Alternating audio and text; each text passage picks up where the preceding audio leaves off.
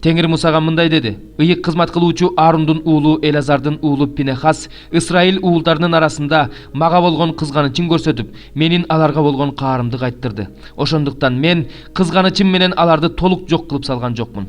Ошондуктан ага мындай деп айт: мына мен ага өзүмдүн тынчтык келишимимди берип жатам.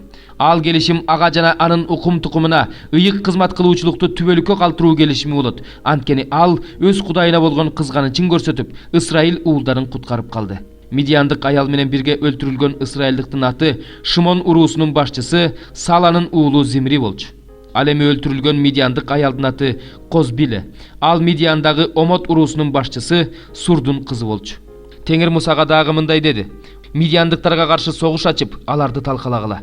Анткени алар силерге жаман ой менен кастык кылып, силерди Пейор менен Мидиандык башчынын кызы өздөрүнүн бир тууган карындаш Козби менен азгырды. Козби Пейор үчүн кыргын болгон күнү өлтүрүлдү. 26 бөлүм. Ошол кыйроодон кийин Теңир Мусага жана ыйык кызмат кылуучу Аарундун уулу Элазарга мындай деди: Исраил уулдарынын бүт жамаатындагы 20 жана андан жогорку жаштагы согушка жарактууларын уруусу боюнча санап чыккыла.